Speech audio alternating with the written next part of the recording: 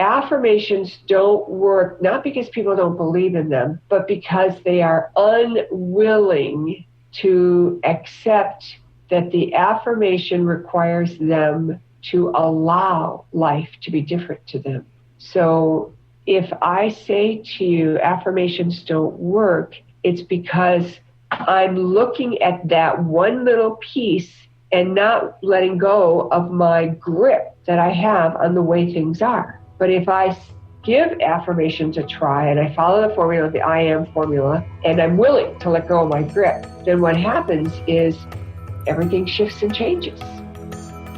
Namaste. You're listening to the Savannah Podcast. Join us on an exploration of Eastern spirituality, yoga philosophy, and conscious living for the new age. This podcast is a production of SavannahSpirit.com, the best place to shop for unique clothing, spiritual handcrafted jewelry, healing gemstones, and fair trade gifts from the Far East. Now, here's your host, Brett Larkin. Hello, Savannah family. As always, thank you so much for hanging out with me, for being here, listening, and for all the love you give the show. Remember, your support in the form of an iTunes review really rocks my world, and more importantly, it helps other people looking to transform their life through yoga and meditation find the show. So if you haven't taken a moment to give us a review on iTunes, even if iTunes isn't how you normally listen to the show, I would so appreciate it. Now, in today's episode, we're going to learn how to shift our perspective and move from what author Maureen Germain calls 3D linear thinking to 5D multidimensional thinking. Maureen will be offering us practical tips on how to expand our perception of what is possible and open ourselves to higher frequencies. She's going to share with us specific word choices and phrases we can use throughout our day to shift us into higher states of consciousness. And she's going to be telling us how to reclaim our power and let go of the victim mindset, which for me personally is something I'm always working on. Many of the little language changes and manifestation tips Maureen gives on this episode, I have already started using. So I hope you get value from what she has to share as well. Maureen, thank you so much for being on the show with us today. Tell us about 5D. What is this fifth dimension that you're writing about in your book? Well, first of all, thank you for having me. It's a real pleasure, and I love doing this interview with you because it's the opportunity to talk about some things that are happening in the reality that a lot of people don't understand or don't know what's going on. And they're looking at it and then saying, oh, and then they're ignoring it because it's so different from what's around us. So 5D is the energy or the vibrational data set, if you will, where we're in this yummy place of unconditional love. We're interested in other people. We're interested in the earth. We're not interested in competition, but we're interested in growth and evolution and creativity. So sometimes I'd say, well, think of what heaven might be, and then that's 5D. So, but we have to also take into account the fact that when we're in 5D, we're also actively participating in the third dimension and moving our energy through the fourth dimension to be in 5D. We're actually able to observe the third dimension. So sometimes when we're slipping into 5D, we don't even know it. And I'll show people how that happens and why it's important to understand that. Because once you understand it, it's easier to stay in that vibration than if you didn't understand it and you're just popping around. So the first thing to know is getting to 5D or the ascension energy is going to happen in a gradual way. So I want to make sure I'm on the same page with you and that listeners understand too. So is it like the third dimension is a little bit more of like our linear thinking? I know that some experts like to talk about like left and right brain to just sort of put this into context for people. Is it a little bit like that where 3D is more linear and this 5D that you're talking about is maybe more that right brain space? Well, the first parts I agree with. So 3D is very linear, and 5D is embracing both mind and heart and working together like a marriage of the feminine and the masculine energy, the loving energy and the analytical energy put together, which has never been done that way before. So first of all, I want to explain, when I was raising my children, one of my sons who was very out there, always getting in trouble, finally did something really mature. And I was telling my mother, I was so excited, and she said, well, honey, kids don't grow up in a straight line. And then I said, what does that mean? I was so shocked. And she said, well, once they do something really brilliant, then they'll probably do something really stupid. So, don't get too upset when that happens. And that's us, and this is true across the board. If we decide we want to lose weight, we go to the gym, we make some progress, and then we slip back, and then we make more progress and we slip back. And that's the normal progression. It's normal to move into this state of 5D and then slide back to 3D. So 5D, if you fall in love and you have this amazing feeling of love and compassion towards all of life, you're driving your car, somebody cuts you off, you don't mind. They're probably in a hurry. Somebody stands in line and jumps ahead of you. You don't mind. You're fine. And that's 5D. In 3D, we're keeping score. In 3D, we're buying a car and we want to get the best deal that we've ever gotten from that dealer. We want to, take that dealer to the cleaner or whatever. So we're always in that competition zone. In 5D, we're not satisfied with a deal or a contract unless we're both satisfied. In other words, we're motivated to experience success for our person that we're working with. They're no longer my competition, they're my partner. And what's so interesting is when you're in that state, you feel so much compassion and patience for someone that you want them to be satisfied. It's not even like you have to make the effort. Now, the benefit of understanding this is that you can proactively put yourself in a place where you keep reinforcing that 5D energy. Very often we set up a stage where we're in the 5D space, but then we don't stay there. So we go for a walk, we're, by the water or, by some beautiful park, and we see something that really uplifts us and we feel in this lovely space. But how do we stay there? And the answer is we notice how we talk, we notice how we think. And one of the ways we do that is we have word choices. So for example, instead of certain words, I teach people to say other words. So I choose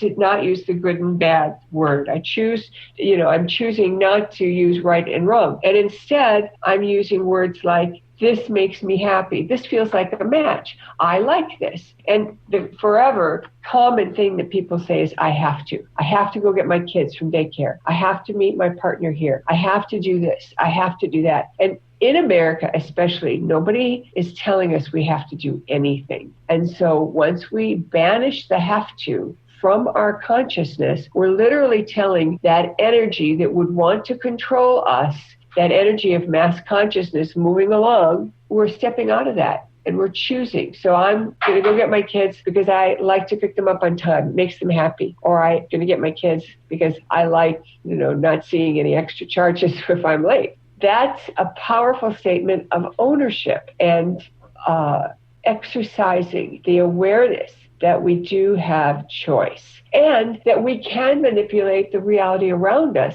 but we can only do it when we recognize how powerful we are. And if we're constantly giving away our power by pulling ourselves into the have-tos and those things that make us think we're part of some system that's running the show, then we don't exercise the power because we don't feel it. We don't know it.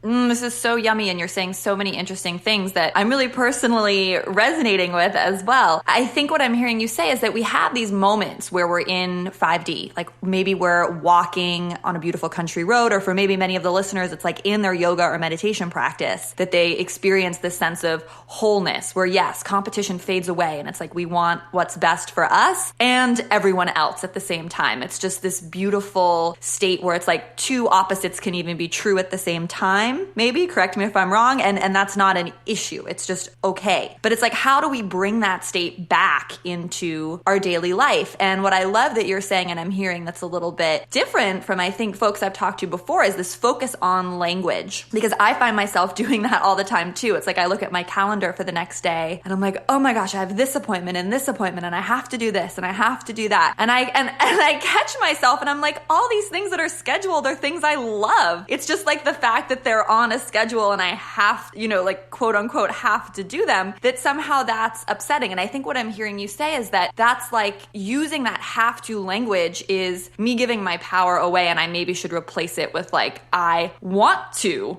do this. That's why it's scheduled. Or what other practical tips do you have about like specific word choices we can make to try to stay in this sort of higher elevated conscious state? That's a fabulous example. For someone like you or anyone who's got, a fully booked schedule, you might say, I have a full day today and I'm so excited because I'm getting so much done. Or one of the things I do is and that's what I was referring to when I say we have help, is I call on my helpers. So I call on the angels, I call on the ascended masters and my guides, and I also call on the dragons. And the dragons are a whole other story, which I want to get into for just a second. And I will come back to this languaging. The dragons are beings that have come back into this reality, and they're here for clarity's sake, and they're here to help us find our way in the chaos. So the fastest way to start to believe in dragons is getting caught in any kind of traffic and saying to the dragons, all right, I'm not even sure I believe in dragons, but I'm giving this a shot. I'm asking the dragons to clean up the traffic for me and everyone else.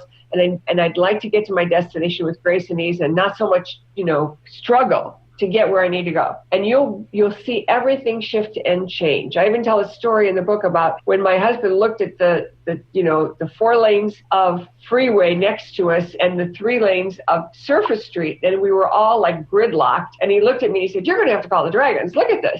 And I did. And there was like 12 traffic lights ahead of us in a straight line. And every one of them turned green and stayed green till we got past it. And everything else seemed to free up. And it's like clearing up that log jam. So that's one way to use the dragons, but there's many more. And what you want to do is ask for your dragons, do a little meditation and say, all right, I didn't even know there were dragons. If there's dragons helping me, can I please see what they look like? Can I please know your name? And one of the ways when you get the name is don't tell anyone else, but use it as a way to ask for their help. And also be willing to say, okay, what can I do for the dragons? Sometimes them feeling your appreciation gets even more help. So those helps are very important. Another thing that I tell people to do is to announce, I am asking for a day of heaven on earth for me and everyone I come in contact with. And that literally sets the stage that I'm operating at my 5D self. And oh, by the way, I'm holding space for the clerk in the store, the bank teller, the lady on the phone, whatever it is.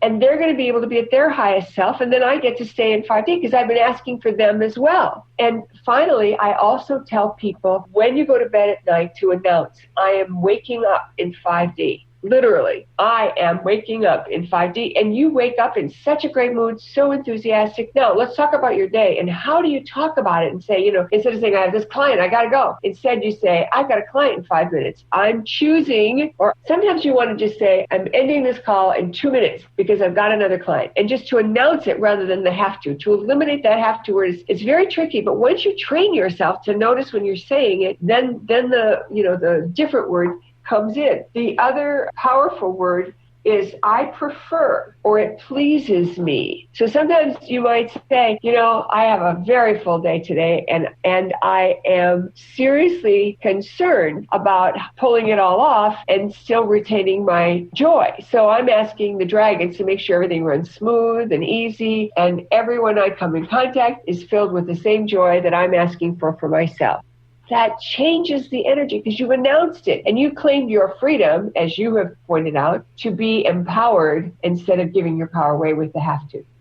And when you say you announce it, just because I'm wondering, and I think maybe listeners are too, is it important to say this out loud, or you can just mentally sort of say it to yourself to get yourself in this different zone? I used to say it to myself. And then one day I randomly said it out loud and I could not believe the difference. So I recommend saying it out loud. If you can't say it out loud because there's other people there, then run to the bathroom and say it out loud, or whisper it if you can't get up and go. But even at night, my husband and I say our evening prayer, I am waking up in 5D, out loud together because we've learned that it changes the energy dramatically. And, it's so interesting. And I'll give you an example. I was home one day. It's my very first day back at my desk. I got home last night at 4:00 from traveling back from China, through this big long trip overseas and then from another major city into San Diego. And I'm back at my desk. I'm on the phone with a client at noon. And my husband walks in and says, "Where's my lunch? I'm hungry." And I just looked at him and I thought, that's so funny. I didn't get mad. I didn't think, well, give me a break. I'm trying to get my work done here. But instead, I just got up, took care of his lunch. He did the same thing the next day. And then later that day, he said to me, you want to go to Costco? You haven't been to Costco in a long time. And I looked at him and I said, I would like to go to Costco, but when I go to Costco, I want to look around. And when my 5-year-old gets out, you don't like it. And then I looked at him and I said, and your 5-year-old was out earlier today and yesterday too. And he knew exactly what I was talking about. So I called him out, but I didn't yell at him. I didn't make him bad or wrong. I just pointed out that he was a little demanding, but he was like, I miss my wife. I miss having her cook for me, and that was his way of expressing it. But normally, a person might say, well, go fix it yourself. You know how to do that. The energy is so different. It's so loving and joyful that the need to be tit for tat, for example, doesn't even occur to you. So when someone's yelling and screaming at you about anything, and again, when you're asking for a day of heaven on earth for yourself and everyone you come in contact with, no one is going to yell at you. But let's say you didn't do that and someone's screaming at you. When you're in 5D, you kind of look at them. It's almost like you're Neo in the Matrix when they're shooting bullets at him and he's moving left and right and he's looking around and you can see him thinking, wow, I didn't know I could do that. And that's exactly how you feel. You feel like, wow, that was an incoming. Boy, I didn't feel that either. Wow, that's so cool. And so you're observing the person trying to, break your stride or break your happiness, but you don't care. You notice, but you're not upset about it. You're not taking it in because you're staying in your power. And that's why it's so important to not give your power away with a simple word like have to. I love what you're saying about giving your power away. And I think it's something we all do just subconsciously all the time without realizing it. I also want to ask you about the resistance that people have to this, because I can visualize or imagine, and even myself, right? It's like, okay, well, this sounds great, but it seems like a lot of extra work and energy for me to set this intention. So you're saying, we can call on helpers, whether you believe in dragons or, whatever it is you believe, just ask and invite in help. And that's going to be one step you can take. But what about for people who are still maybe skeptical and they're like, well, this sounds like then I'm, again, like end up constantly making my husband's lunch when I don't want to, or like if other people aren't participating in this with me and my family, it's like I'm just going to be the one stuck doing everything. Or I'm sure you get all sorts of resistance from your clients. So maybe you can walk us through like some of those things. But those were like the two I thought of. Yeah, and I even get resistance from my husband. There's no easy experience without making it a choice. So the first thing a person wants to realize is that when they exercise their choice of free will, what happens is they've pulled their power back in. And humans have way more power than we realize.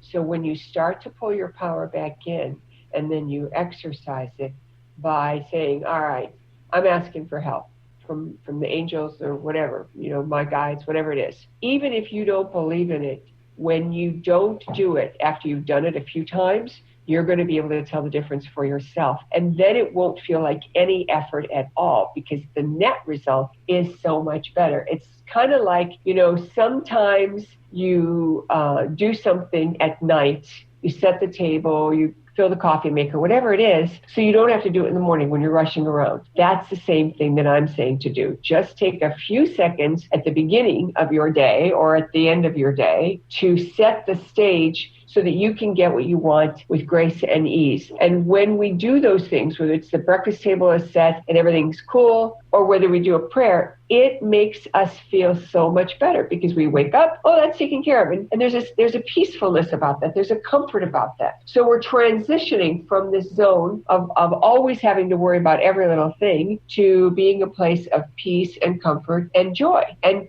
think about all the things that we have that are mechanical that do that for us. We now have, people's phone numbers in our phones. In the old days, I actually memorized people's phone numbers, not because I needed to, but because it was easy for me and I could. And, so back then I just dialed someone's number when I wanted to talk to them. I didn't, look them up on my phone or pull up the speed dial. And so that's what we're doing. We're creating a new set of experiences that are framed in a way that's going to give us a lifestyle that we're going to really, really like. When we get to a spa or when we go away to a resort in a Caribbean location or some sunny spot and we totally relax, we are so happy and we have such joy that can emerge from us. And that joy is like rocket fuel to manifest anything you want and to manifest an set of experiences of life that you really, really want. And so once you figure that out, it's silly not to. And it's just like once you get in the habit of filling the coffee maker at night, so you don't have to start it in the morning, there'll be times that you'll forget about it, but most of the time you'll do it because it feels so good to wake up. Some people have coffee makers that have timers. I'm not even a coffee drinker, but I can tell you that if I could smell the coffee when I'm waking up, that would make me pretty happy because I love the smell of coffee. So what we're doing here is beginning to understand the reality. Now, I want to talk a little bit about fourth dimension because we haven't really talked about that, and I want to explain something. Fourth dimension is a portal. For everyone who is from the East Coast and in New York or nearby, Grand Central. You would never go to Grand Central to spend the night. You use it as a nexus to get somewhere else. It's a portal. Same with airports. We go to the airport to get somewhere else. And that's fourth dimension. So fourth dimension still has polarity. There's still good and evil. There's still energy that'll pull us way down into that, dump kind of a place, that vortex, kind of like in the movie What Dreams May Come, where the protagonist had to go down into the dark space to get his wife and convince her and to pull her out of her self-made discomfort into that place where he was. And it also has a high place, and that high place moves so fast that you move right into fifth dimension. So when you're in that joy, when you find that happy, joyful experience, even if it's just a conversation with somebody that you didn't expect to go so well, then what happens is you can stay there. And that's very powerful. I had a conversation with a woman yesterday where she actually got addressed at the gym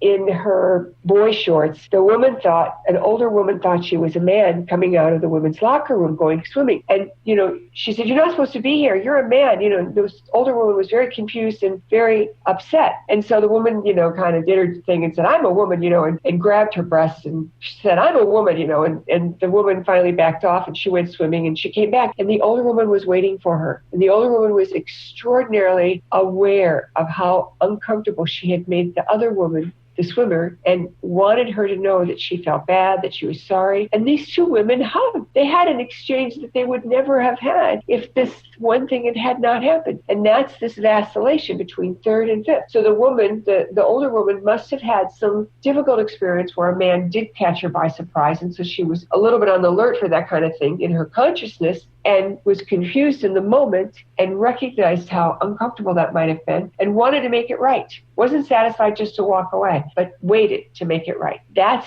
moving into 5D, and that's the kind of experiences we're going to have. I also have more confirmations on people know how to know when you're in 5D, and I'd like to share those.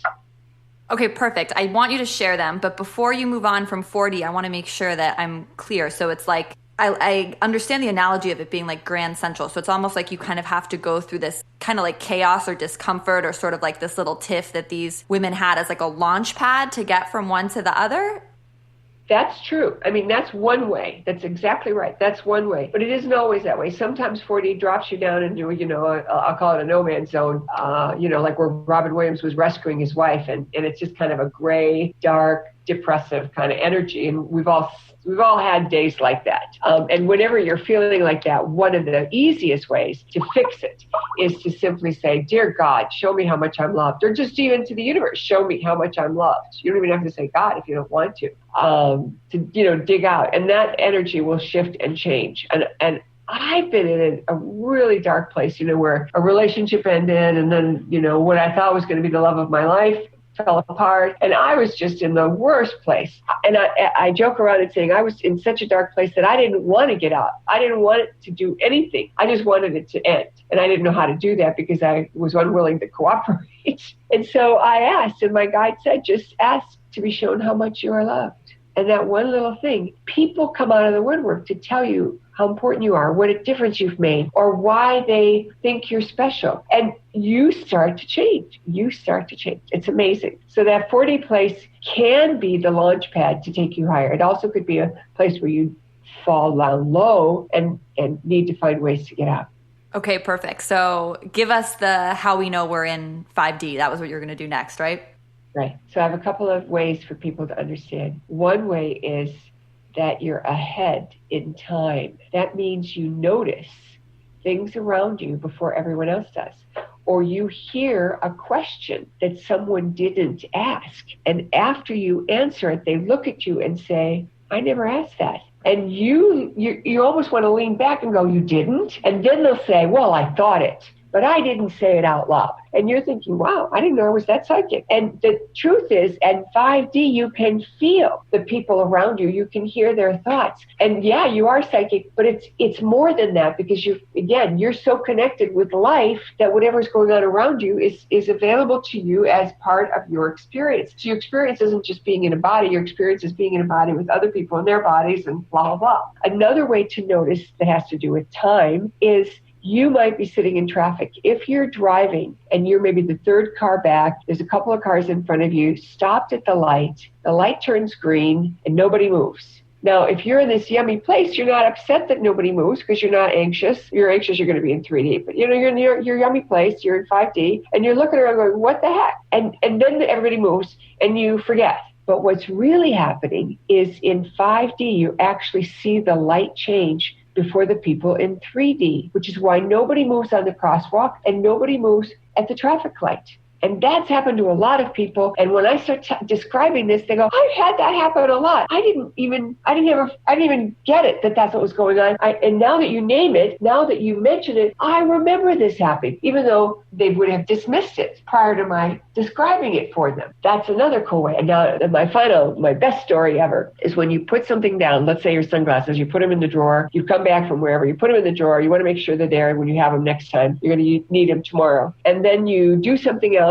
And then you think, I do have to go back up. So you go back to that drawer where the sunglasses are. You're in a hurry and they're not there. And you think to yourself, it hasn't been that long. I know I put them there. It's not like, you came home a little tipsy and you forgot where you put your keys. No, you know where they're supposed to be and you know where you put them. How come they're not there? And the answer is because they're in 5D, and so were you when you put them down. Now that you're back in 3D, stressing about some new thing you need to take care of, you can't see them. So you, in your own way, go find your spare, and you say, okay, fine, I'm just going to get my spare, and you take care of the sunglasses thing, and you go out the door, you take care of what you're supposed to do, and then, the energy shifts, and you're happy again because you handled whatever you were worried about. And you come back, you're in a good space, and you open the drawer to put away your sunglasses, forgetting that you're using your spare, and the original pair is right where you left them. And you think to yourself, that is freaky. Now, a lot of people will say, I'd say that the fairies are taking them. Well, the fairies might be taking them. I don't know. What I do know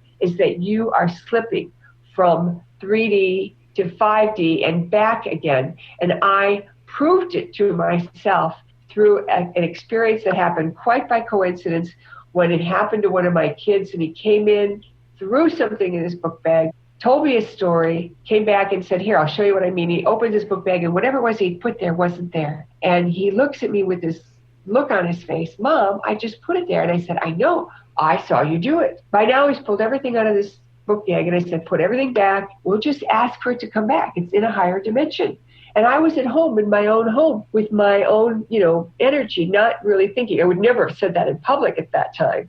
And so he came back in the kitchen, finished his story, and I said, okay, now go back and look. And he had put everything back. So now he opens his backpack, and the missing item is right there, right where he put it.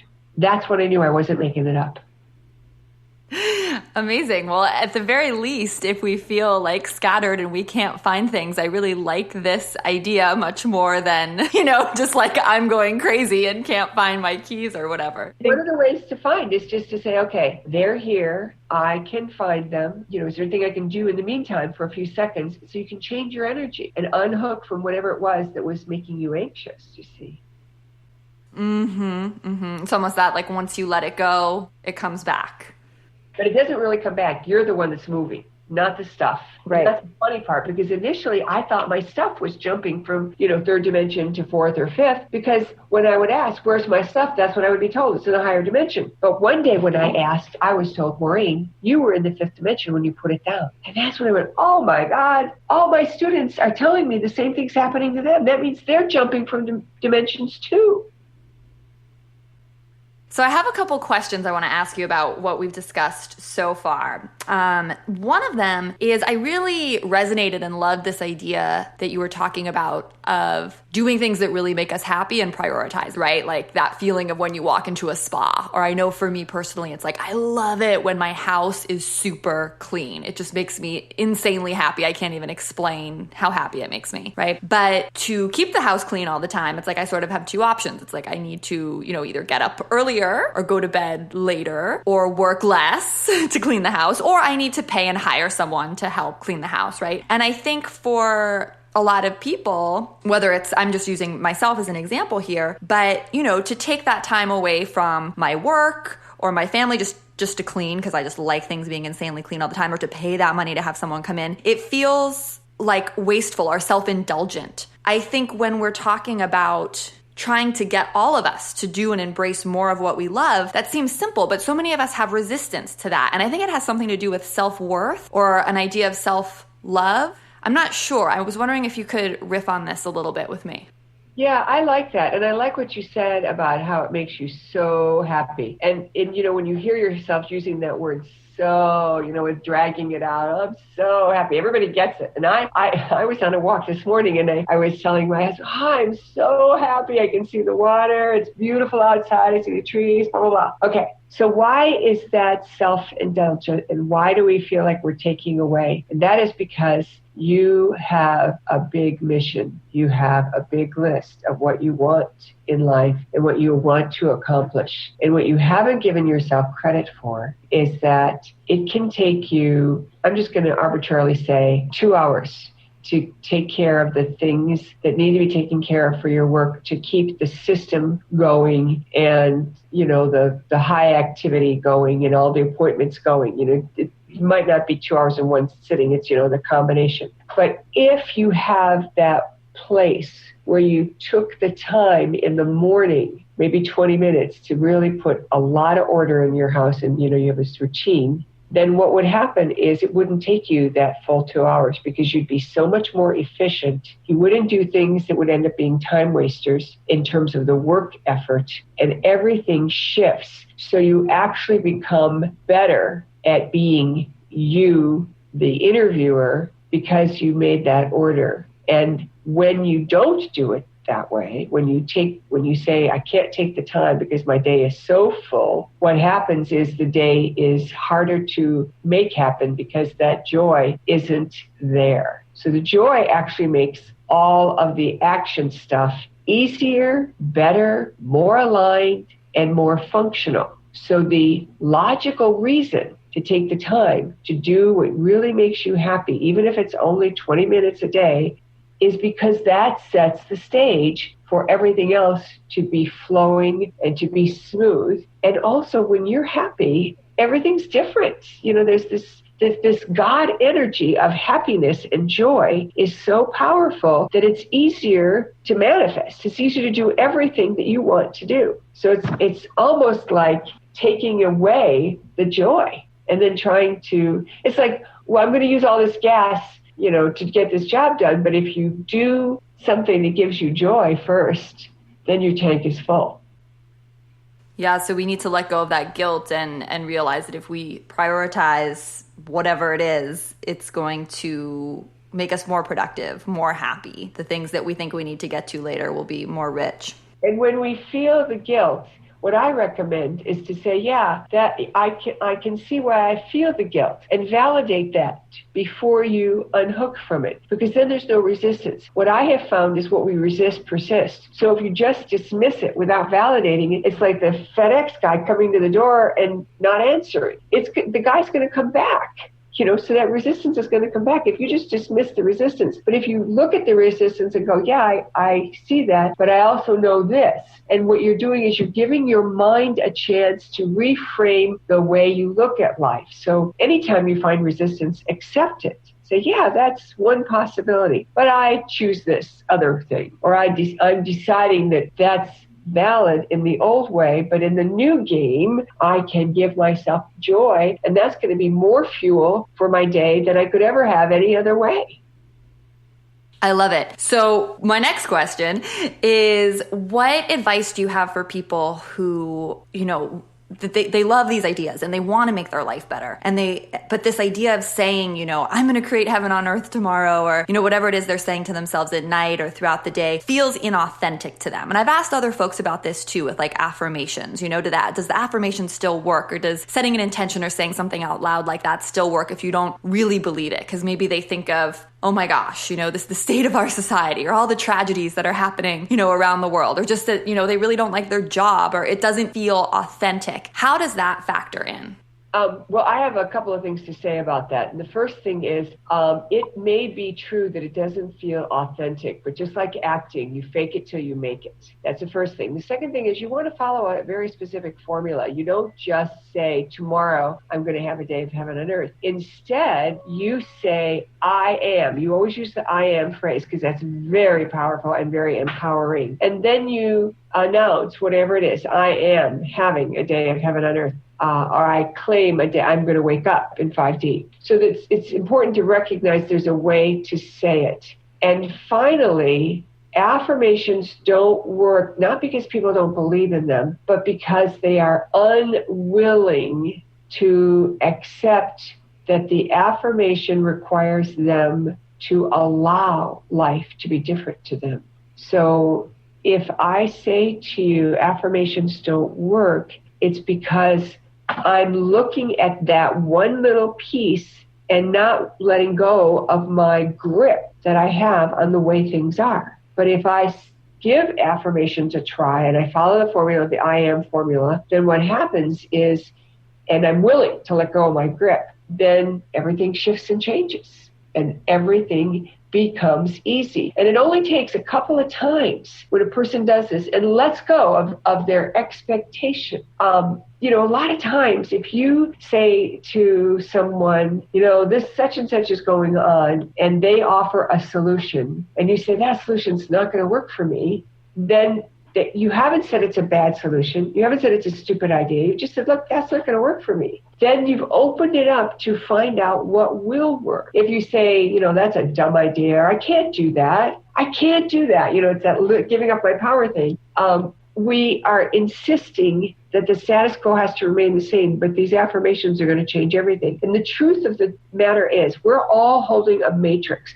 We're all holding on to the matrix. And when we give ourselves permission to loosen our grip, we actually get something that we weren't expecting. We get something that we didn't know could happen. I helped my husband manifest the car of his dreams a couple of years ago, and even he was amazed because he had found the car he wanted online. It was a used car, but a classic, a really nice German car. And he was so excited, but when he called the dealer, it was gone. And he said maybe it was even a lost leader. It's just a way to get people to call the dealership. And I said, I don't know. And then a week or so goes by, and he finds the same car in another dealership with fewer miles and $1,000 less in the sticker. And he tells me about it as he's going to bed. And I said, well, where can I find the phone number? I'll call the dealer tomorrow and see if we can get it. So I went to bed, and on my way to sleep, I actually asked the dragons and my angels to make sure that this car would be available for my husband and that he would be able to buy it if it was a good choice for him. The next day, when I got up super early because I was on the West Coast and I was calling an East Coast car dealer, when I asked my dragons, could you help me get this car? They actually responded to me and said, it's already taken care of. We don't have to help you. It's handled. So I called the dealership and he said, there were a lot of people that said they were going to buy that car. Let me have a look at that. And he comes back like 10 minutes later and he said, I am so surprised. We still have that car. And I said, what is it going to take to hold it? He said, well, just give me $500 on a credit card. And I said, okay, done. There could have been other versions of the reality. I don't know. What I do know is that when I went to bed, I made a very clear intention that we would be able to pull this off, and it came together. And it came together in a really yummy way. And that's what I'm talking about. But had I been worried, well, maybe somebody else is going to buy it. It's a really nice car. It's a cool car. It's a great car, whatever. Then I'm holding all those other versions of reality. I'm hanging on tight. And that's the thing that we have to surprise ourselves. There's a story in one of my earlier books called Be a Genie, where a young man wanted to manifest tickets to a concert.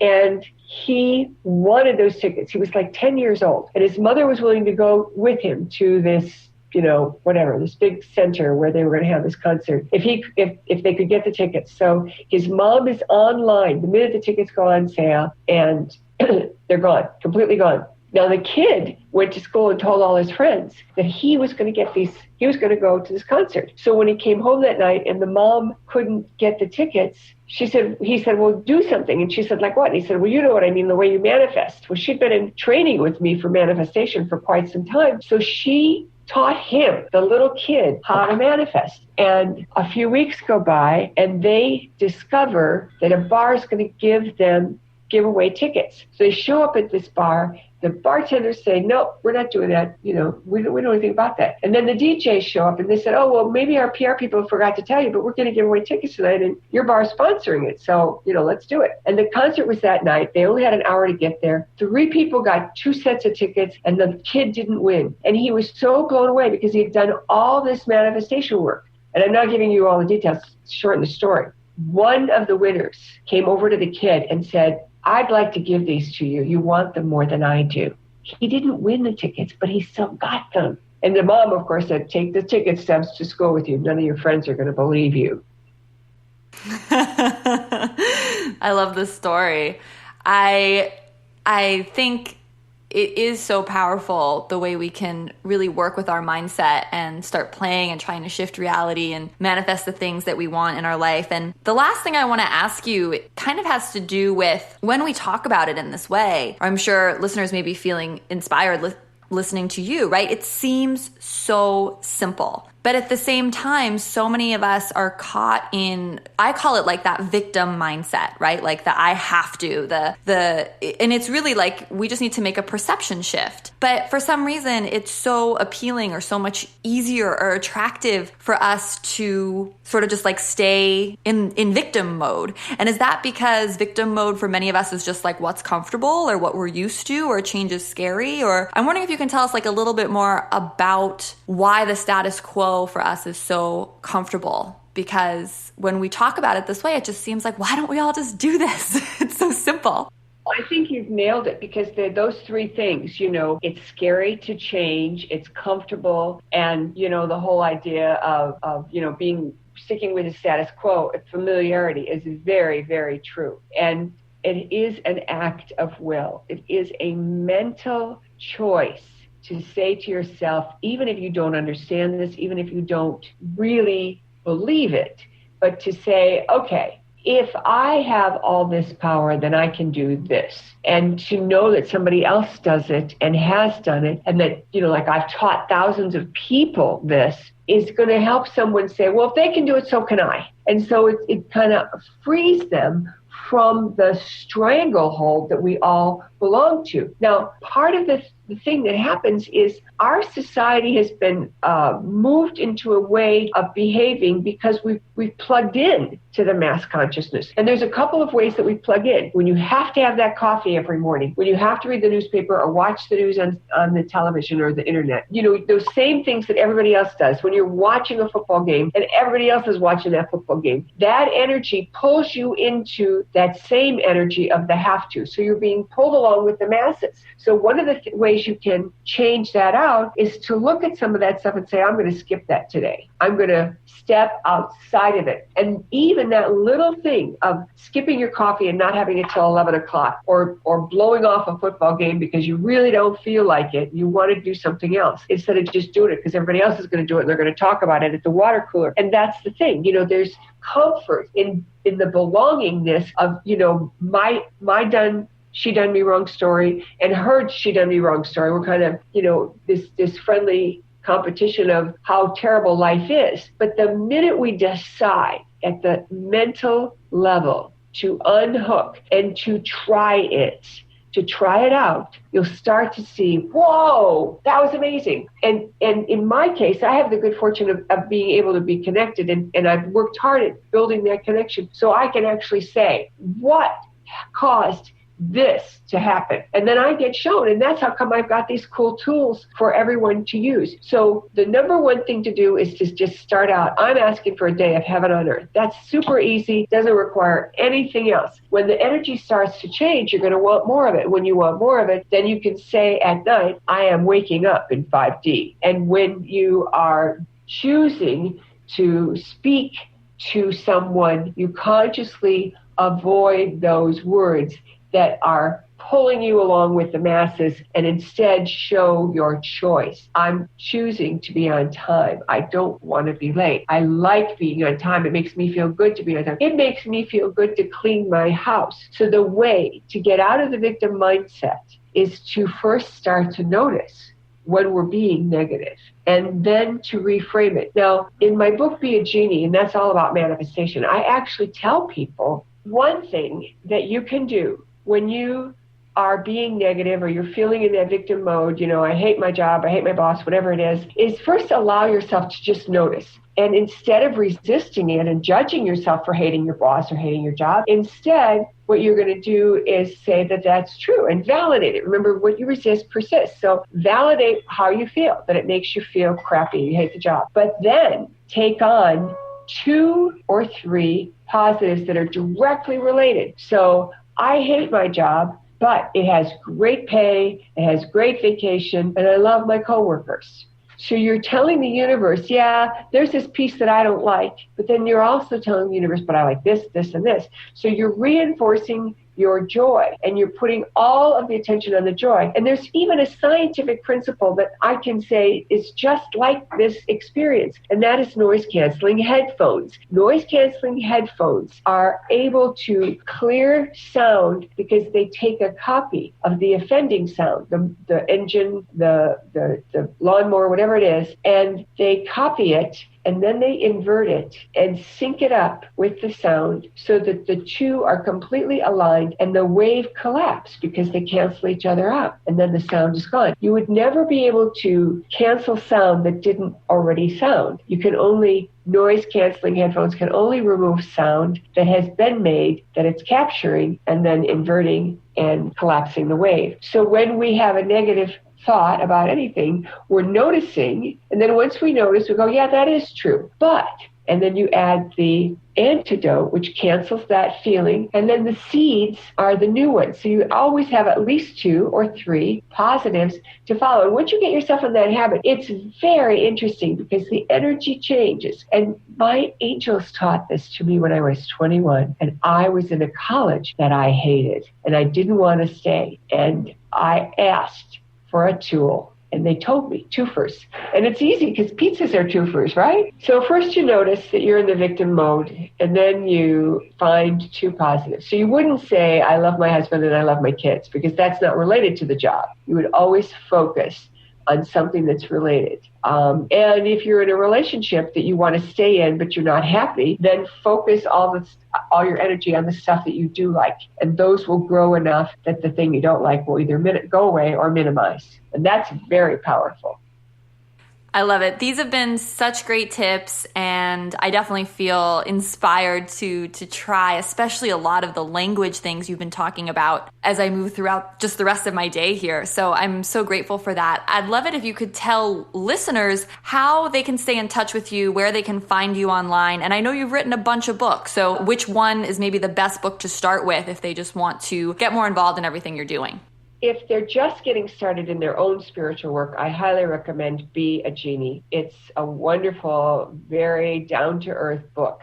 And then if you're into the esoteric scene and you want to know what's going on with the dimensions and how to be proactive in that way, I recommend Waking Up in 5D. My website is MaureenSt.com. My blog is .blog. Same thing, MaureenSt.blog. You can buy my books on Amazon and Kindle and wherever books are sold, because they're everywhere. And you can reach us at info@MaureenSt.com. I also have freebies on my website. And right now I do have a freebie for you things. So anybody who's at a certain age where they want to start, growing younger, I have a wonderful free 8-minute meditation that they can download and use, and a really cute storyline. And I'm also doing a special event on October 5th. In addition to that, we are offering a free guided meditation, Divine Government. We can moan and groan about our government leaders, but we pray for our kids, we pray for our family members, we pray for our friends. Why not pray for our government leaders? They need it probably more than anybody. Beautiful. Well, I'll make sure to share your website and links to your book and all that information right below the podcast so folks can see it. Listeners, make sure to let me know what you thought of today's episode. Did you come away with some helpful tips? If so, would love to hear what they are in the Facebook group. You know the drill. SavannahEast.com/group forwards you to our private Facebook group where you can get approved as a member and join the conversation. I would love to hear your thoughts on this week's guest, this week's episode, and who you want to talk to and what topics you're interested in for next time. I hope that you have a beautiful day full of yoga, meditation, and you start maybe changing your language up a little bit too. So much love from my heart to yours. Namaste. You've been listening to the Savannah Podcast. To find out more about Savannah, go to savannahspirit.com or follow Savannah on Facebook at facebook.com/Savannah Spirit. For daily inspiration, check out our blog at savannaheast.com. Be sure to join us next week for a new episode, and thank you for listening to the Savannah Podcast.